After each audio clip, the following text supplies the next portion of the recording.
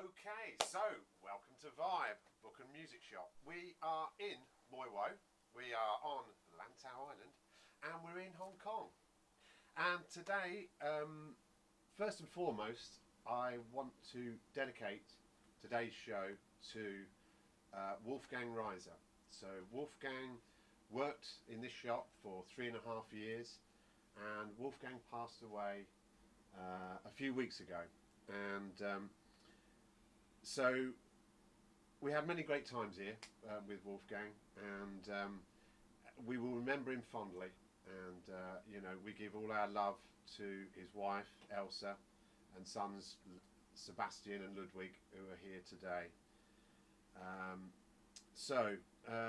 With that, with no further ado, I will introduce Mr. Neville Sarony. So Neville used to be a QC up until a few weeks ago, and now he's become a KC. So he's a King's Counsel now, isn't he? So Neville is multi-talented. He is an ex-Gurkha. He is a KC. He is an author. He is a fabulous jazz musician and singer. And I've probably done him down with that intro. So he's written a trilogy, so far a trilogy of 3 books, which are the Dharma series, telling us about Max Devlin. And Max Devlin is an adventurer. And well, he goes all over the place, and I think that's what Neville's going to talk to us about now. So we're going to do a bit of book talk stuff, and then after that we're going to go into a bit of jazz stuff. So thank you very much, Neville. Thank you very much, Gary. It's very nice of you to invite us to come here and do this, and I think what you're doing here is absolutely bloody marvellous, really do.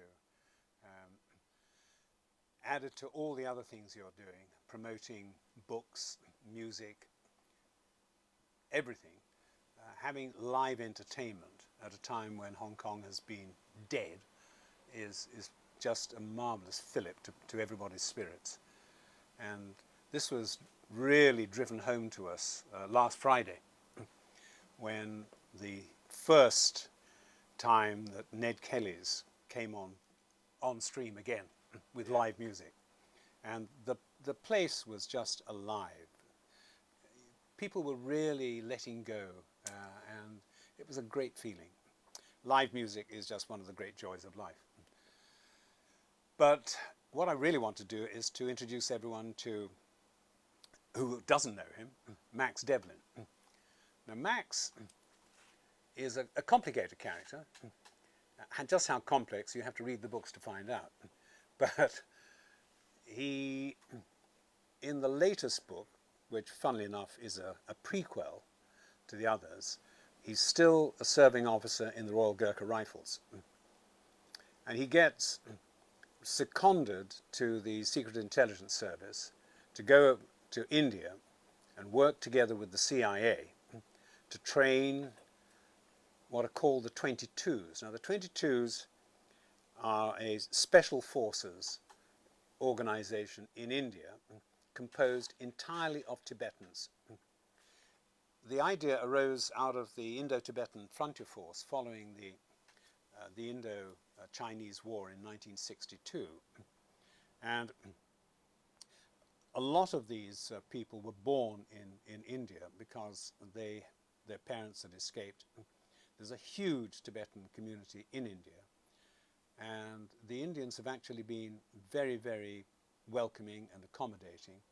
So not only the Dalai Lama, but effectively the Tibetan government in exile is based in India.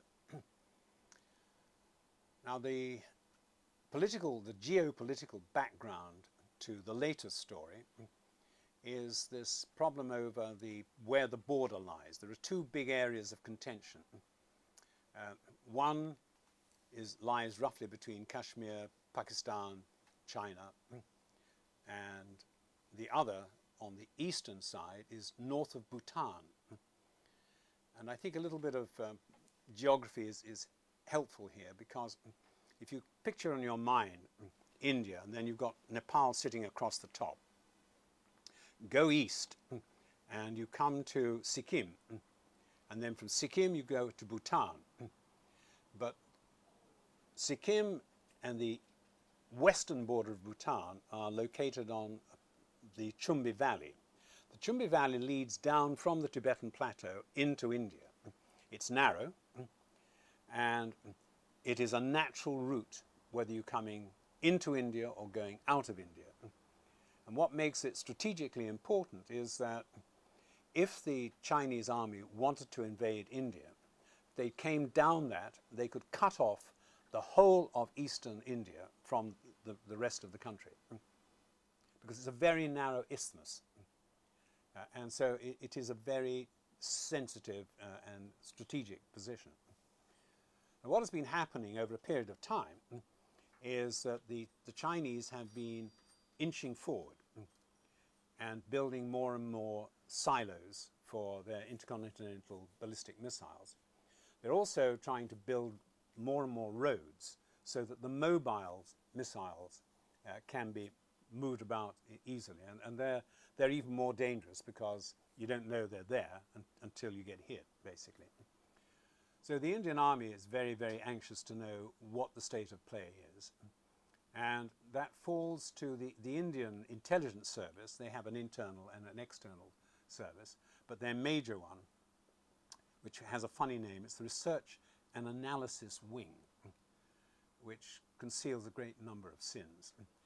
And but the RAW for short, they play an important role in this case, in this particular story, because the RAW assign one of their senior officers to act as a coordinator for this unit. Now, the unit is based close to Chakrata. Chakrata is actually the headquarters of the RAW, and the training ground is slightly northeast of that. And the story came to be written because in the second Max Devlin story, Devlin's Chakra, there is a reference to an incident in Chakrata. One of the important characters in Devlin's Chakra is a man called Fernandez, who is the Indian intelligence representative who Max has to deal with. Now, when he meets him in Devlin's Chakra, he loathes this man, and he hates it that he's being foisted on him. But he has to work with him. And the question is, well, why does he hate him? What's the problem? That's actually how the Chakrata incident was inspired, to explain what's the background to Fernandez and this incident. An incident, in fact, is a pretty inaccurate word because we're dealing with a series of events. The interesting things about the Chakrata incident is Max has to work with an American ranger who's been seconded from the Rangers to the CIA, and together they have to train the 22s. And if I just interrupt myself for a second, I was doing a book promotion in London recently, and I had invited some members of the Tibetan community in London. They're official people, and 3 of them came along. And I was partway through this story when one young woman raised her hand and she said, "I should tell you, my father is a 22, which was a fascinating little coincidence. I don't think they'd read the book at that stage. Anyway, one of the problems is that the American ranger is a misogynist, and amongst the 22s there are a number of women. And as those of you who get the book will find out, 3 of the main characters, the most formidable characters in this book, are women. And this is very difficult for this American, Derwachter, to deal with. So that's a problem. It's caused problems in the training, and Max has to walk into what is effectively a hostile atmosphere because the ranger has upset people. Behind that, of course, you've got the political position because the Indian government has asked the British government to help them send over a training team. And Max's training team is himself and 3 also Gurkha members of the Royal Gurkha Rifles. So they've come over at the behest of the Indian government. But within the Indian government, there is already a clash of interests. The Foreign Secretary is very concerned about Chinese encroachment, and he's very much in line with the Indian army. The Prime Minister is dead keen to have a rapprochement with China, and so there is already conflict within the cabinet. And in this conflict, the head of the RAW, who is a general who's been seconded from the army into the RAW, so that there won't be any problems between the Indian army and the special forces, which is quite often a big political problem almost everywhere in the world. Standing armies don't like special forces, and they don't like spooks. So this was very important. Could I ask what years we're covering here? It's topical. We're really talking about now. Okay, and sorry, I thought when you said it was a prequel. Okay. No, it's a prequel to the other books, Okay. which are set in the future Okay. for very important reasons, which I'll explain in a moment. So that explains why. So as I say, it's actually topical because only 2 years ago, the Chinese and Indian armies came to really severe blows on the border, the ones we're talking about, particularly on the Doklam Plateau. There's a curious understanding, there's a protocol between India and China that neither side will fire across the border. But the confrontation became so intense that they literally went at it with any weapon they could get their hands on, so long as they didn't fire. And this was rather like sort of First World War trench warfare. Any weapon they could get, and a lot of people died. A lot of people died. So it was very, very intense, and it got very close to an outbreak of a serious military confrontation. So the need for information is still an ongoing need, and it lies behind the story. Then you have got the Tibetans, and amongst the Tibetans you've got 2 outstanding women. They're probably the most powerful women that I've ever put into any of the books. There's another one who's actually a Nepali Indian in Devlin's Chakra. But Devlin's the Chakrata incident, I think, brings to the fore the amazing ability of particularly these women and the power that they have. Now that's a pretty broad introduction. What I would like to do is I'd like to read a little bit, because it's not as though there are enough problems. When Max takes his first holiday, just a weekend break, he goes to the town of Mussoorie. Mussoorie is a beautiful hill town, and he goes there for a weekend's break, and he goes with a Gurkha called Deepraj. Now Deepraj at that time was serving with Max in the Royal Gurkha Rifles, and as you'll find out, because there's no point in concealing it, at the end of the book, Max has to make a decision. Will he stay in the army or will he leave? And he leaves, which is why you've got the other 2 books, because he's no longer a serving officer. When he leaves, Deepraj leaves with him. And so these 2, there's so many double acts in the world that I don't really want to liken them to anybody, but they are a really very strong working partnership. So Max and Deepraj are in Mussoorie. Max decides to go for a swim in one of the rock pools fed by the waterfalls, and on their way back at night they rescue a young girl who's being attacked, and there's an attempted rape of her by the sons of some very influential BJP politicians in the state. Again, there's no point in spoiling it, but 2 of the attackers are killed and 2 of them are very seriously injured. For reasons which you will find out when you read the book, Max and Deepraj decide that they're not going to go and report all this rape to the police. They just decide to melt away. The girl who's been attacked is the younger sister of an Indian Army medical doctor. She's a combat surgeon. She also plays a very significant role in the story. So you've got three women who all have formidable roles in this story. I'm going to read you a little bit because there are bits and pieces which I probably enjoy more than others, but I like the tension between the Indian politicians and Max. And I have a particular reason for that. The book was being considered for publication in India. I had a literary agent who wanted to pitch it. But he said, first of all, you must take out all the references to the BJP. I said, well, why?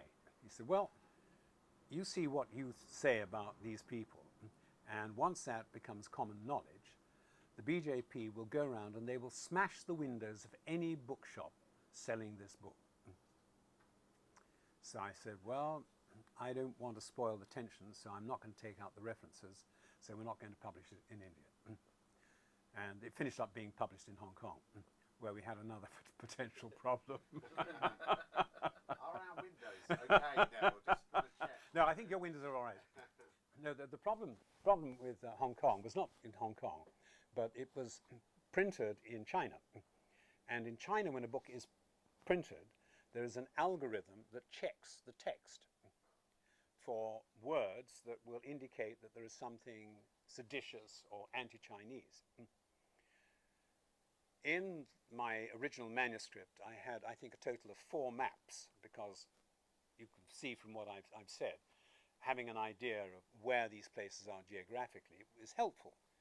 I spent a lot of time creating these maps, and I'd done a lot of research, particularly for the Doklam region, because there are hardly any official maps of this area. And I was using, for example, 19th century maps to find the geographical features, and then getting every source I could to find out where the borders had been drawn. And there are different lines. So there's a Chinese border, and there's an Indian border. And I had shown those. But Pete Spurrier, who's my publisher here, said, got to take out the maps, because the algorithm will pick it up, and then you'll never get it printed. So you can see, like Max, I'm pinched between the Indians and the Chinese, and I'm wondering how it's going to affect us when we go to Bangalore for the International Literary Festival there. But we have to wait and see. So that's the background. Now, the little bit I wanted to read is, it relates to these local politicians, because they are a less than attractive group of people. Now, this takes place at the Mussoorie Gateway Hotel, which is the hotel that Max was staying in. But it's also the principal hotel in Mussoorie. It's a very, very nice hotel. The Assistant Commissioner of Uttarakhand Police strode towards the table around which the local heavyweights were seated. A double measure of Johnny Walker Red Label carefully positioned in front of each man, the bottle prominent on the table like a badge of office. He knew them all well, and kept his facial expression neutral to disguise his contempt for them. One convicted murderer who had bribed the appeal judges to acquit him, 2 convicted of various corrupt practices and on bail awaiting their hopeless appeals, and the last one, the biggest unconvicted smuggler in the northern state. But this collection of bed lice held his career in their hands. He threw them a lazy salute, took off his cap and laid it with his swagger stick on the center of the table. The greetings were uniformly flabby. What news, Commissioner Saab? Ghosh's blubbery lips gave him a lisp, so that the words seemed to run together. I regret we have no further evidence to identify those responsible for your son's death, the Assistant Commissioner said, looking into the deep-set eyes of both bereaved fathers and still only seeing criminals. But they're Muslim women. What more do you want? Flecks of spit rhymed Ghosh's lips as he spoke. Being Muslim is not yet a crime, Ghoshji. He managed a crooked smile to soften his response, unwelcome though he knew it was. They must pay. The retired murderer's voice cut the air. The Assistant Commissioner nodded his agreement. Haji, those responsible for crimes must and shall be brought to justice. He adopted his official face as his gaze swept the table. That is our duty. Baya, Ghosh acknowledged curtly. His eyes were almost hidden behind the folds of fat, but they still reminded the Commissioner of a rat. Never more so than when he adopted this assertive tone as he continued to dictate. We have decided that a message must be sent. Ghosh looked from left to right, sweeping them all into his words. This is no time for evidence. The politician loaded the word with contempt. You will make an example of them. The Assistant Commissioner stared at the badge on his cap. The pride that he'd experienced when first gazetted into the force had not weathered the years of climbing up the ranks. The sense of duty that his father had instilled in him from his years in the colonial service had evaporated, burned off by political expediency. Dancing to the tune of these aparadhya demeaned him, but he had family to support, both his sons to see through university, the bungalow in Dehradun that his wife had set her eyes on. Bappa's days were long gone. This was the new India. The country's criminals were the new colonialists. He pushed his chair back, stood and retrieved his cap and stick. Understood. He gave them a half-hearted salute and marched away.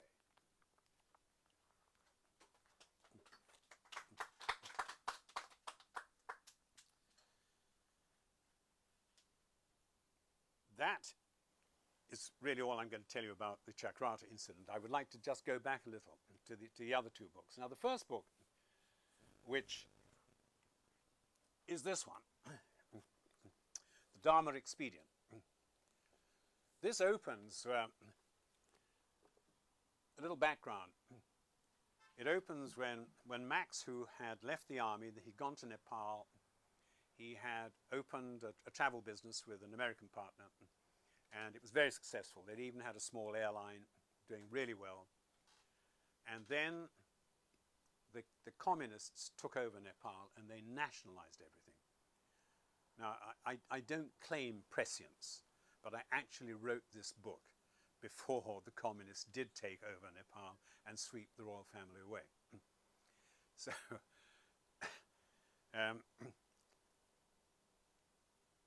they lose everything.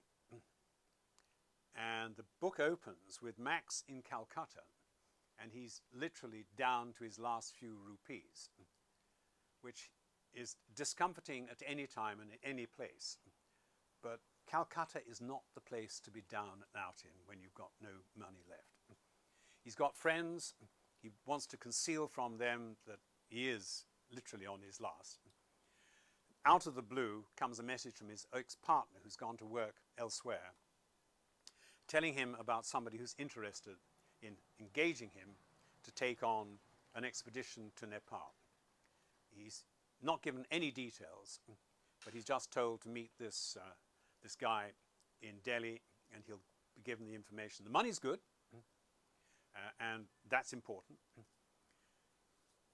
And the project that he sold is to go and mount an expedition on behalf of the Queen Sirikit University to map and all the Tibetan iconography in the various valleys in Nepal, because a lot of it was being stolen. And so it's a Buddhist initiative. And Max's main concern is that He knows that he is no longer persona grata in Nepal. His business has been taken over by somebody who is really awfully, really contemptible. And he's not sure that he's going to be able to get trekking permits or anything. And he sets off and he's got to go through all those hoops. He then discovers, actually, that this is not a Buddhist trek to find and catalogue all the iconography. It is actually to meet the escaping new Dalai Lama from Tibet. That's why I say this is pitched in the future. The current Dalai Lama has died. The reincarnation has been found. They are desperate to get him out of Tibet before the Chinese will say, no, we have got the reincarnation. And this is what he finds himself doing. They find their way up in the real high Himalayas. The passes over Tibet. They meet the Tibetan guerrillas who are bringing the young child and his mother out of Tibet, and Max finds himself in the end literally just trying to save the child and his mother. They are being hotly pursued by the People's Liberation Army, even within Nepal. And they find that they are very, very unlikely to be able to get away. But they come across what is actually called a chimney. And Max decides the only way he can rescue these people is to get them up this chimney. It's about 34 foot high. It's very narrow, and he has got to go up it first. If he can get up, then he'll take a rope up with him, and he'll be able to help the others up. The PLA is hot on their tracks. This book is now on CDs. And so what I've done with help from Gary and Phil and James is to take a little slice of this, and this is where Max is about to go up the chimney. Give me a stirrup. Then I'm onto your shoulders to get me into the throat. The Gurkha cupped both hands and leaned forward, taking Max's weight. The lower end of the throat was slightly wider than Max had calculated, and he found himself fully stretched, his back against one wall and both legs straight out, lodging him firmly against the opposing rock walls. Shifting the bulk of the pressure onto his left leg, he inched the right boot up a little, and using his gloved hands on the wall behind him, pushed his body up a few inches. Repeating the maneuver with alternate boots, he made a few feet. About a quarter of the way up, as he slid his back up, he could feel a sudden loss of tension as he seemed to press back into concavity. He felt himself slipping and slammed one foot into the far wall to put a brake on his descent. His back slid down lower than his feet, and for a panic-stricken second he thought he was going into a dive. His hands searched desperately through the fabric of his gloves for an irregular feature in the rock face behind him against which he could get some purchase. Just as he felt himself reaching the critical angle at which he'd lose the tension that held him between the two faces, the fingers of his left hand felt a thin rib of projecting rock, and he pressed his palm against it in a jolting thrust that tore at his shoulder. He winced at the sharp pain as the shoulder muscles screamed, but it held. Sweat dripped into his eyes, stinging them. He shook his head to divert the beads of perspiration and took a deep breath. The incident had drained him momentarily, and he remained frozen, his eyes virtually level with his toe caps, telling himself that the physics of his position was hopelessly wrong, knowing that he had to correct it promptly, but wondering where he would find the strength to do so. Not for the first time, his mind began to play word games with him. God is in his heaven and all's well, transmuted itself into heaven and all heavy, the meaningless phrase repeating itself in his brain. He couldn't look down, knew that he shouldn't in any event, and instinctively looked up. The top of the chimney appeared tantalizingly near, yet far. He closed his eyes, and, as if on cue, Tashy's features swam against the back of his eyelids. He saw the anxiety, her hands cupping her jaw, slender fingers reaching up towards those high cheekbones, her expression when they had parted company back at the village. Did she genuinely care? How much could he read into it?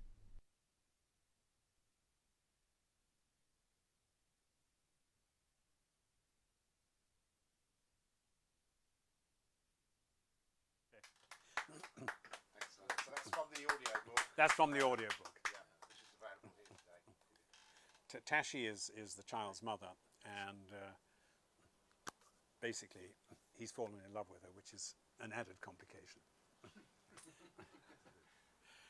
So I won't tell you any more about the Dharma expedient, but I would like to just deal shortly with the next book, because when I finished the Dharma expedient, people said, so what happened next? And that was a great cue for writing the next book. And so Devlin's chakra actually picks up literally where the Dharma expedient finishes. Except that if you open the book, you find it starts in the magistrate's court here in Hong Kong, because Max has been arrested for money laundering. What he was trying to do was, having rescued the child, the Tibetans had been bringing basically as much of the Dalai Lama's mobile treasure as they could out with them. They had abandoned that, and he'd left his Sherpas to try and get that out. And it was dealing with that which finally finished up with Max arrested in Hong Kong, charged with money laundering. Now, everybody's involved. The Chinese want the money. They want to grab it. They don't want knowledge of it to get abroad. They're prepared to do absolutely anything to prevent that money going to the Dalai Lama or to any of the Buddhist organizations. Max is stuck, and he does get bail, which is a good thing. But then, in fact, they stick him back in again, which leads to another problem. But the story moves backwards and forwards between the events. And the story shifts back to Nepal, where we pick up where the Dharma expedient left off. Then it shifts into India. It moves into Sikkim. Part of the backstory is that the Sherpas are trying to get this money and gold into Sikkim. The headquarters of the second big Buddhist movement, school of Buddhism, is actually in Sikkim, because their temple, their main headquarters in Tibet was destroyed, and the previous the previous highest abbot in that order was a very wealthy man, and he used his money to build a new monastery, which they build in Sikkim. And this is actually all genuine stuff. Then you actually had a battle between the two Buddhist schools as to who would take the money. So you've got the battle between the Buddhist schools, you've got the Chinese who want it, you've got Max who's trying to get it to safety. And so we go then into Bhutan. There's a very interesting bit where they're making their escape. Fun enough, down the same valley, which features in the Chakrata,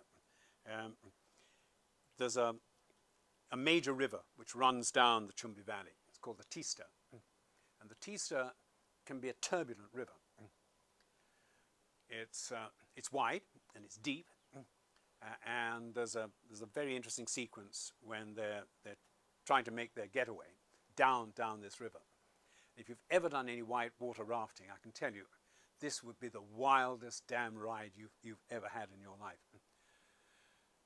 So there's what I do also in this case, in Devlin's chakra, is I also deal with the political and career pressures on Hong Kong judiciary. I've dealt with it, I think, in a diplomatic way, but nonetheless, it is a feature. And I think for those of us in Hong Kong, it has an extra resonance. I'm not worried that anybody's going to say that something's seriously wrong. The book's been available for a long time, and I haven't been chucked out because of it. So I'm not too worried.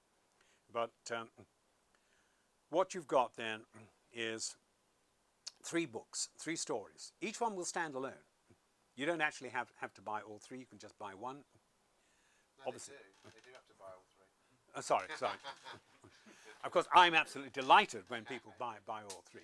It gives me a nice feeling. And also, Gary said, well, is that it? And the short answer is no. There's absolutely no reason why we cannot go to other things. I have one already sort of plotted in my head. The funny thing is that I was intending to do some on-site research about 4 years ago. I wanted to go up to the north of Burma, to Kohima. And Angel and I were going together. And at the last minute, we learned that the Indians will not permit anybody of Chinese ethnic origin to go to Kohima. Out. Very odd. I mean, they lump together Pakistani and anyone of Chinese origin. So I was actually going with a battlefield tour group, and there were 2 Hong Kong Chinese who are actually both British passport holders, but they're out because from their ethnicity. So that's broadly what those 3 novels cover.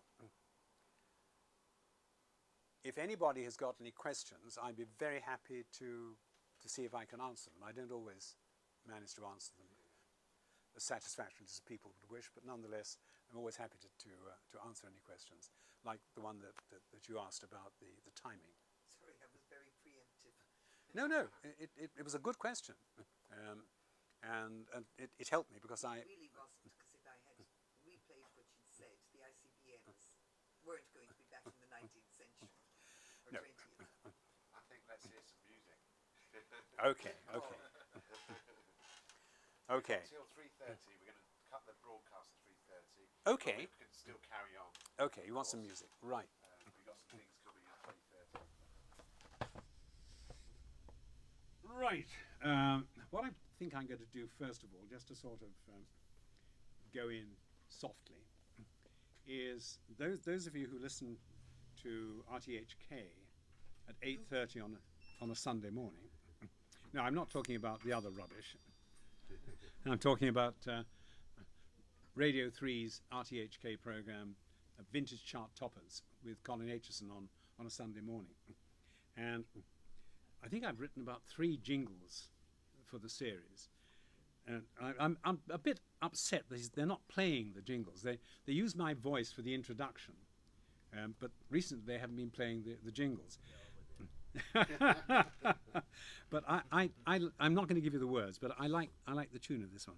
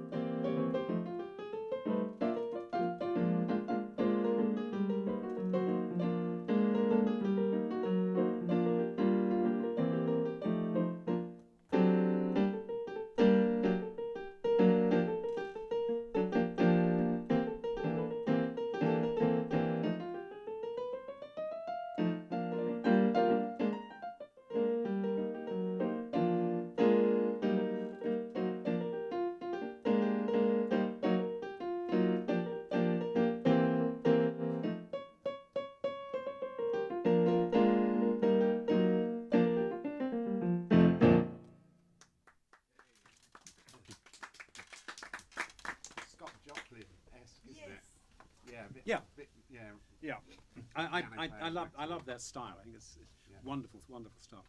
Now, what I used to do was at Ned Kelly's, every week I would go in and I would write topical verses which were somewhat critical of politicians everywhere. It wasn't just for Hong Kong. And I think there came a time when the band leader decided that the politics were dangerous, and so he said, okay, no more satirical verses. One of the things I used to do, which was quite popular, and I was reminded of it last Friday when Ned Kelly's opened again, by a gentleman who told me he'd been going there for 30 years. And he said, oh, you play the piano? I said, yeah. Ah, you used to sing the breathalyzer blues. And I said, no, it was the alcoholic blues, which was this one.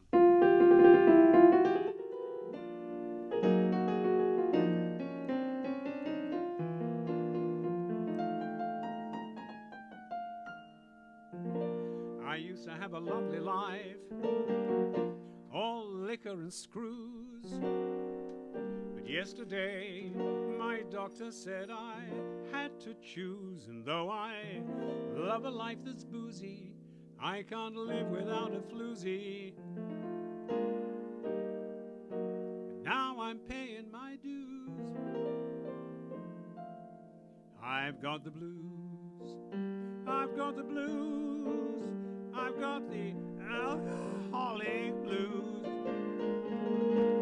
No more beer to bring me cheer.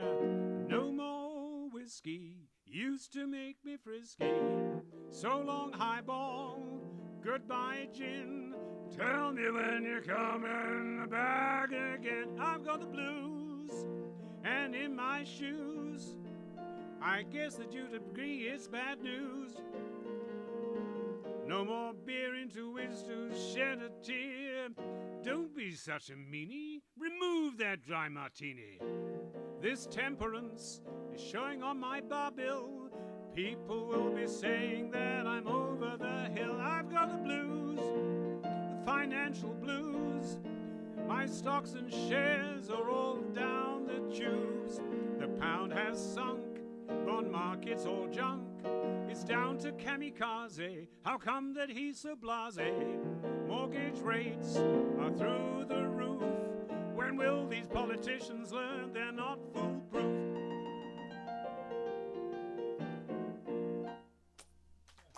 Excellent. Love it.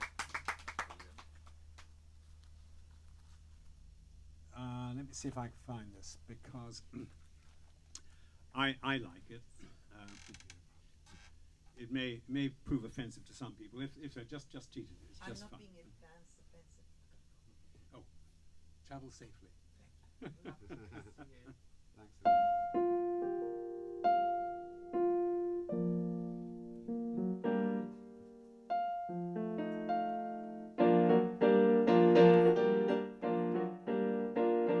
Oh, Rishi, I'm in trouble with the economy. I relied on kamikaze. Look what he's done to me. The pound is down the drain, and they all say I'm to blame. It's gone down and it's down and it's down and it's down and it's down and it's down, and it's a shame. Down and it's down and it's down and it's down. I'm the one to blame. From Newcastle down to Ealing, I have done financial dealing, and I've made a lot of money, don't you know? Boris, I just had to backstab. Don't forget, I'm from the Punjab. For me, finance is a doddle. Quasi's budget was just twaddle. Told you so. I formed a lovely cabinet and filled it with my friends. We were short on empathy, but long on big fat bums. Quasi was just nuts. Bank of England loathed his guts. The pound down went around, very soon hit the ground, and it failed to rebound because of me. The pound hit the ground and it failed to rebound because of me. Though she's very like Cruella. I brought back leaky Suella, though it compromised in my famed integrity. Brought in Tory neo-Nazis just to unify the party. It may prove my undoing. It's what I call in doing, don't you see? We embark on a new chapter, and it's very plain to see. All the British Indians are shouting out for me. For years the Raj ruled us, but now thanks to dear Liz Truss, the Saabs and Mensabs and the Imperial Raj are ruled by a most clever Punjabi. The tables we've turned and we're no longer turned, they're ruled by a Punjabi. So we'll do the last one for the broadcast now, but Right. then we'll carry on afterwards. Okay. As long as you like. While we keep the Indian food warm. Okay. I don't know how many of you suffered from quarantine and served penal sentences in government-approved hotels, but we did.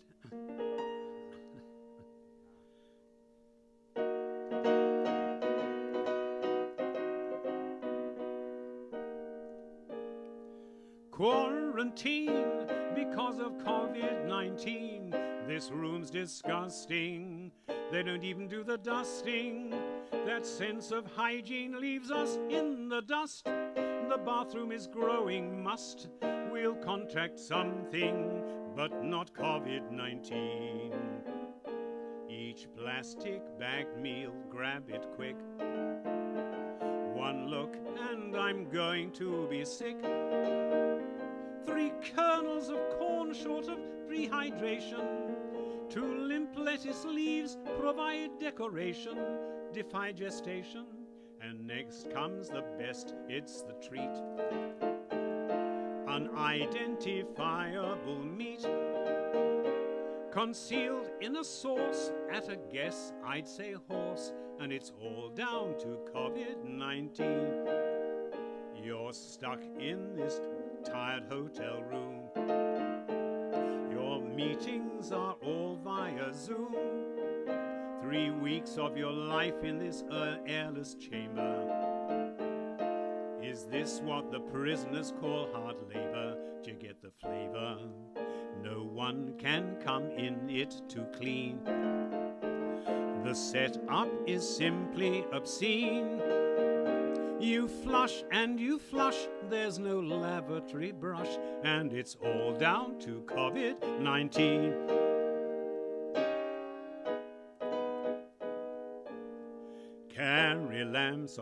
Carrie Lam, the bitch doesn't give a damn. She has this vision to have us all in prison.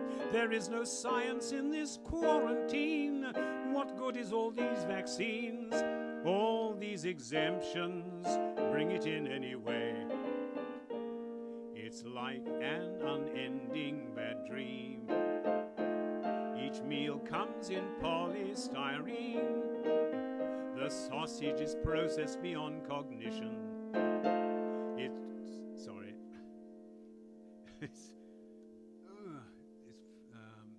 It fuels every fart in this closed condition, nuclear fission, and then just to add to despair, the windows won't let in fresh air. Your lungs can't inspire, so you're bound to expire, but it won't be from COVID-19. If you're in a room on your own, health department won't answer the phone. You measure your temperature every day. If you break the rules, they'll put you away in Penny's Bay. They're supposed to look after your health, but this you must do for yourself. Did I hear you cough? No, you didn't. Fuck off. I've not got COVID-19. Sorry, the sheets. No, it's the trouble is the sheets in a plastic folder, and the light was glancing off it. All right, so what do is we're going to end the broadcast there, the Right. live Facebook broadcast, and we're going to say a big thanks to Neville Sarony today. Excellent. Absolutely love it.